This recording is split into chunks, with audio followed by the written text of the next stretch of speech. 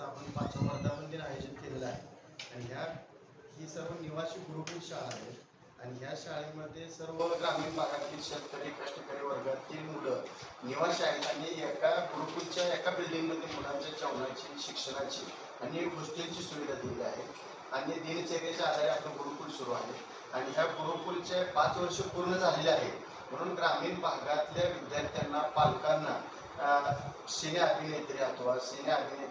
यांच्या हस्ते आपण विद्यार्थ्यांना सुद्धा आदर्श विद्यार्थी पुरस्कार देतोय संस्थेच्या शिक्षकांना आदर्श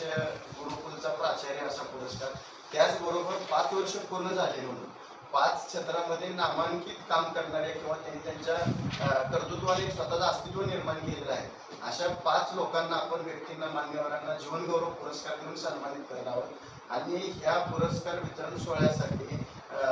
अभिनेते मकरंद अनासपुरे त्याचबरोबर वर्षा उजवकर नूतन राज्यसभा खासदार संघर्षकारी ज्योतिताई वाघमारे आणि अखिल भारतीय मराठी साहित्य संमेलनाचे नवे अध्यक्ष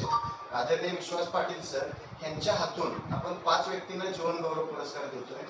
प्रथम पुरस्कार आपण मोहोळ तालुक्याचे सहकार महर्षी किंवा लोकनेते परिवाराचे सर्वेश्वर आदरणीय राजन मालक त्याचबरोबर शेतीच्या माध्यमातून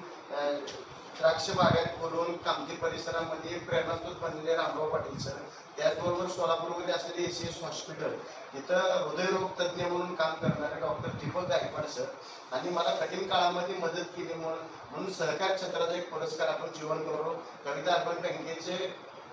चेअरमन प्रकाश भोसले सर यांना देतोय आणि गरिबीतो जे जिल्ह्याचं सभापती पद ज्यांनी घोषवलं ते आदरणीय जालिंदर भाऊ लांडे यांना आपण 5 लोकांना जीवनगौरव पुरस्कार द्यायला आहे आणि हा कार्यक्रम अतिशय भव्य आणि दिव्य कामठी येथे श्री राधा गुरुकुल या ठिकाणी आपण आयोजित केलं आहे वार शनिवार दिनांक 28 तारीख संध्याकाळी 5 वाजता आणि आजच्या या पत्रकार परिषदेसाठी उपस्थित मी संस्थेचा अध्यक्ष म्हणून प्रमोद अवताडे संस्थेचे उपाध्यक्ष हनुमंत निकम मामा